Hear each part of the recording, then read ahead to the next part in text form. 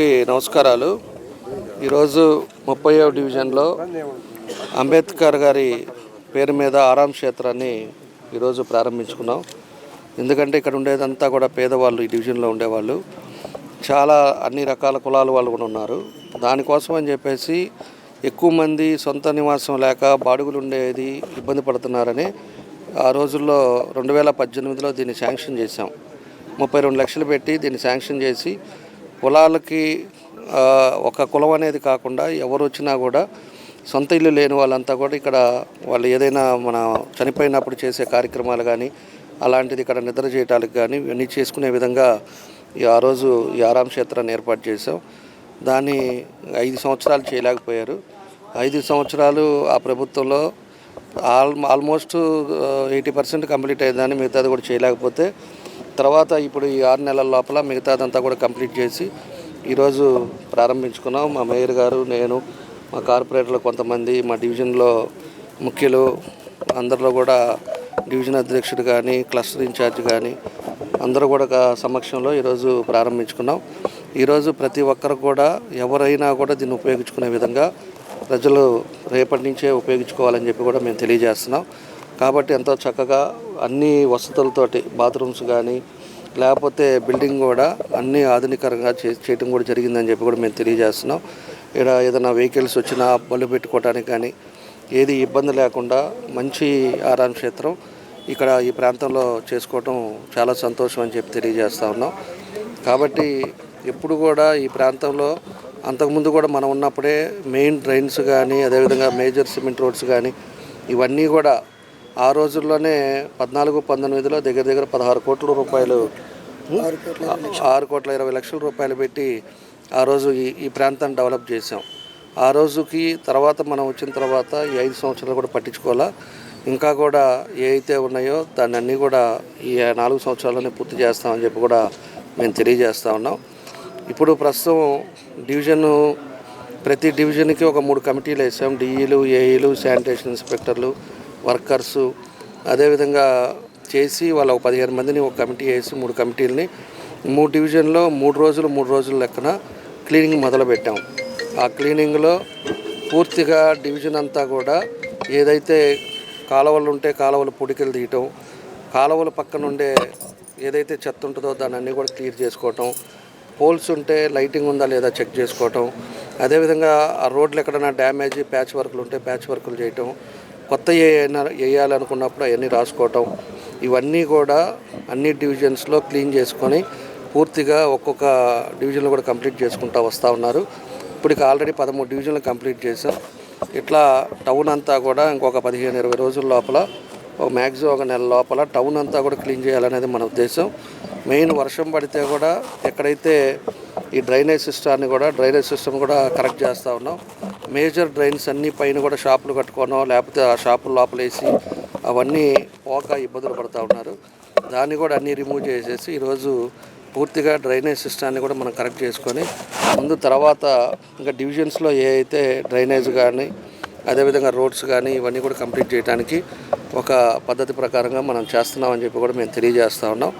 కాబట్టి ఈరోజు కమిషనర్ కానీ మా మేయర్ గారు కార్పొరేటర్లు కానీ అందరూ కూడా ప్రతి ఒక్క విషయంలో కూడా అన్నీ డిస్కస్ చేసుకొని దాని పద్ధతి ప్రకారంగా ప్రజలకు ఇబ్బంది పడకుండా ఉండాలనేది మా ఉద్దేశం.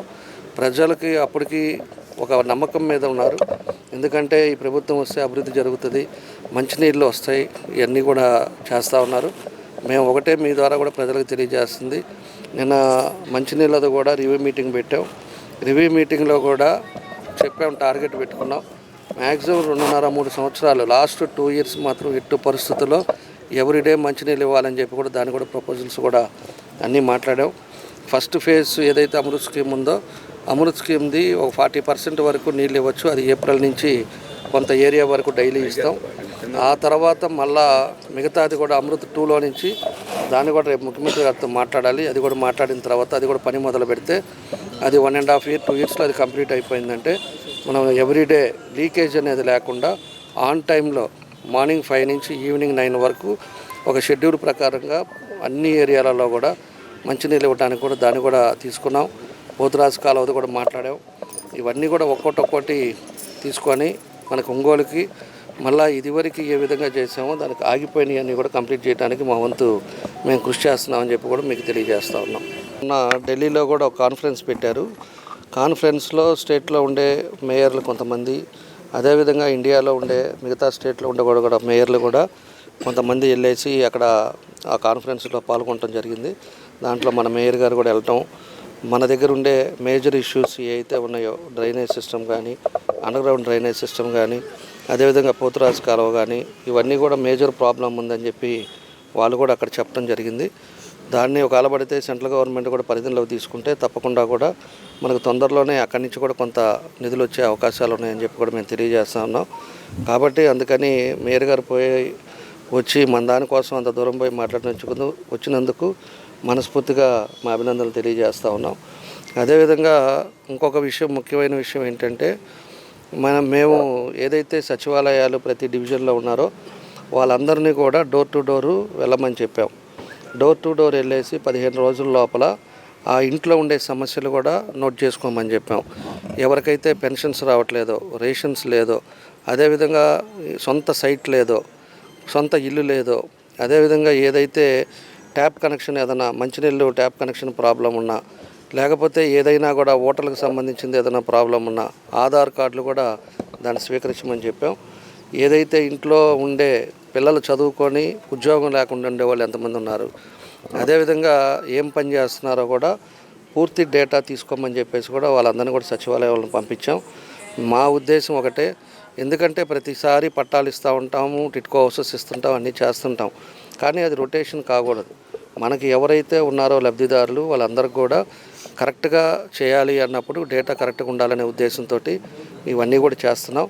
15 రోజులు అయిపోతే రేపు జనవరి నుంచి కొత్త పెన్షన్లు, కొత్త రేషన్ కార్డులు ఇవన్నీ కూడా ఇస్తున్నాం.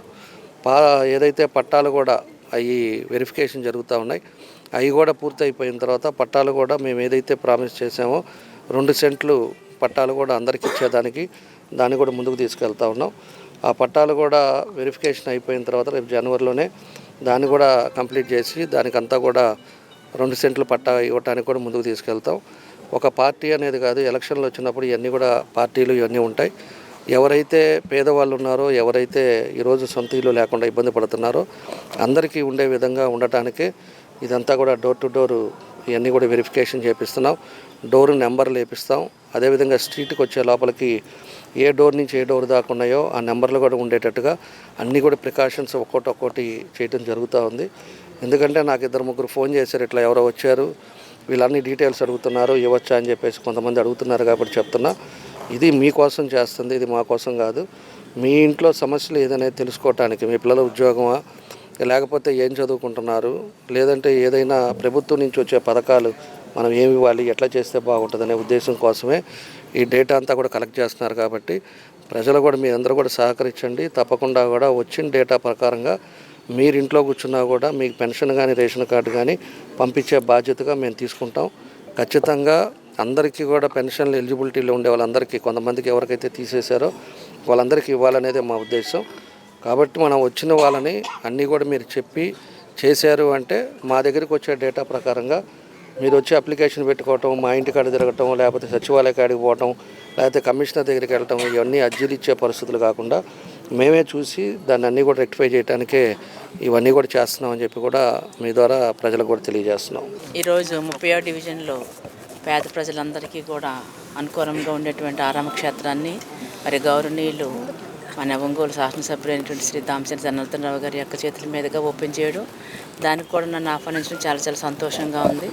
ఎందుకంటే పేద ప్రజలు ఎక్కడ ఉన్నా సరే చనిపోయిన తర్వాత జరిగేటువంటి కార్యక్రమాలు ఎక్కడో ముఖ్యంగా అద్దెలలో ఉండే వాళ్ళకైతే చాలా ఇబ్బందిగా ఉంటుంది. కాబట్టి అలాంటి ఇబ్బందులు లేకుండా ఉండడానికి ప్రతి ఒక్కరు కూడా దీన్ని వాడుకోవడానికి అవకాశం ఉంటుంది.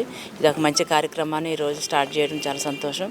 అంతేకాకుండా ఇప్పుడు మన ఎమ్మెల్యే గారు చెప్పినట్లుగా ప్రతి డివిజన్లో వార్డుకో వారం అనే కార్యక్రమాన్ని స్టార్ట్ చేయడం జరిగిందండి. ఆల్రెడీ ఒక 1 మంత్ నుంచి జరుగుతూ ఉంది. అయితే ఇందులో ప్రతి వార్డులో ఉన్నటువంటి సమస్యలు అయితేనేమండి, అది డ్రైన్ ప్రాబ్లం కానివ్వండి, కరెంటు, అలాగే రోడ్లు కానివ్వండి, మంచినీళ్ళు ఏ ప్రాబ్లం ఉన్నా సరే ఇమ్మీడియట్గా ఆ యొక్క సమస్యల్ని ఆడ గౌరవ కార్పొరేట్ల యొక్క సహకారంతో ముందుగా నోట్ చేసుకొని తర్వాత ఒక డిపిఆర్ తయారు చేసి మరి మన యొక్క ఎమ్మెల్యే గారికి కనుక ఇచ్చినట్లయితే తద్వారాగా వారు కూడా మరి సీఎం గారితో మాట్లాడి మన యొక్క నియోజకవర్గాన్ని కానివ్వండి, ముఖ్యంగా మన నగరపాలక సంస్థకి ఏదైతే అవసరమో అవన్నీ కూడా వారి చేతుల మీదుగా జరుగుతుందని, వారి యొక్క అభివృద్ధిలో మాకు కూడా భాగస్వామ్యం ఉంటుందని చెప్పేసి మేము అందరం కూడా చాలా సంతోషంగా ఎదురు చూస్తున్నాం. కాబట్టి ప్రజలందరూ కూడా ఈ విషయాన్ని గుర్తుపెట్టుకొని మీరు కూడా మాతో సహకరించండి. ముఖ్యంగా చెత్త విషయానికి వచ్చినట్టయితే ఎక్కడ పడితే అక్కడ వేయకుండా, ఎందుకంటే ఇప్పుడు చలికాలం వచ్చింది, దోమల సీజన్ ఎక్కువగా ఉంది, మధ్య మధ్యలో వర్షాలు కూడా పడుతున్నాయి. కాబట్టి దయచేసి ఒక మీడియా ముఖంగా మేము విజ్ఞప్తి చేస్తుంది ఏంటంటే చెత్తని మీకు ఇంటి దగ్గరికి వచ్చినప్పుడు మాత్రమే మీరు ఆ యొక్క ఆటోల్లో ఇవ్వడం అలవాటు చేసుకోండి. అంతేకాకుండా డ్రైనేజీల్లో వేయకుండా ఉన్నట్లయితేనే మనము దోమల బారి నుంచి కొంతవరకు రక్షణ పొందుతాము. కాబట్టి ప్రతి ఒక్క విషయాన్ని కూడా మున్సిపాలిటీ మీదనే ఆధారపడకుండా మనము కూడా మున్సిపాలిటీకి సహకరించినప్పుడు మాత్రమే ప్రజలందరూ ఆరోగ్యంగా ఉంటారని చెప్పి సందర్భంగా తెలియజేసి సెలవు తీసుకుంటాం.